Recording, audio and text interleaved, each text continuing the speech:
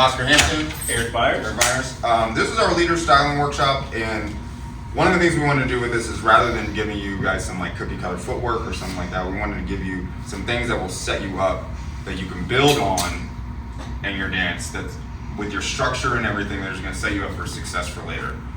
So the biggest thing we started up and the biggest thing we talked about is distinguishing between your basic patterns and making sure you're not coming back to center or square. I think that was the thing that I used, square the whole time. So what I mean by that is, like, I was watching Jack and Jill's yesterday, Prime Jack and Jill's, and everybody was, they're doing their sugar push, they're here, they do their side pass, they come back straight at their partner, they're doing the underarm, come back straight at their partner.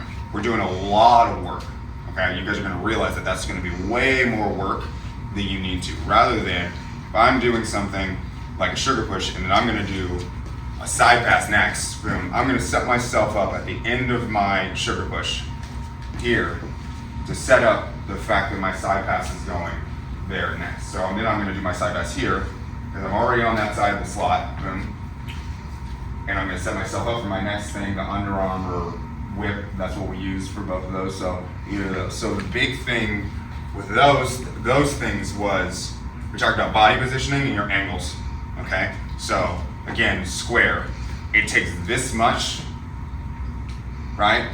Like Eric was talking, it takes this much for me to indicate what my next pattern is going to be, or this much. And we're just doing a lot of work.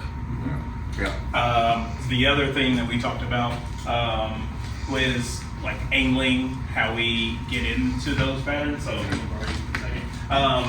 Oscar talked about when turning here and staying on the side. When we do that, you're giving that information to your partner to go to that next pattern. Yeah. Even if you're on the side here and we're doing like a side pass whip, don't square up. Stay off to the side and do your one here off the side. Bring your partner, especially if we talk about a whip and leaving that back, because it also adds to opportunities for you to do a lot of different footwork here. I gave a drill for sugar pushes, thinking about facing the corners of the room. Or sugar push, we go 1, 2, 3, and 4, 5, and 6. Me pointing with the opposite side arm helps me rotate my frame and actually think about there's a spotlight on my chest and it's facing one of the corners of the room. So I'm going 1, 2, 3, and 4, finish 5 and 6, and it adds that movement to your body that you need. So if I'm dancing and I'm doing a sugar push, I can move in between the beats and not just like 1, 2, bop, bop, bop. I'm actually moving my body as those beats are, my feet are moving through the beats, but I can still add a little something on in between as my body's rotating. Yeah. So the big thing that, like, the big whole thing is just setting ourselves up for the next thing that we're going to do.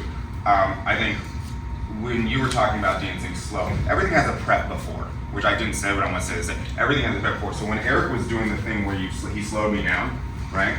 3 and 4. That's like, that happened on 3 and.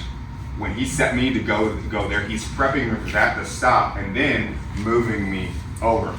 And the thing that, and that's the kind of the huge thing, is like thinking about that, the beat before, or 2 beats before, is going to set you up for the next thing. And I don't think I said that, but like that's like one of the big things that we're trying to think about here. Everybody's just doing too much work. I said again, especially when you're dancing faster. When you're dancing faster, this being on the different sides of the slot is even more important, because you're reducing information, plus you're efficiently using your energy. Every single time you come back, like I said, it's a sequence fragment. You keep coming back, it's a sequence fragment, you're stopping, and you have to restart energy.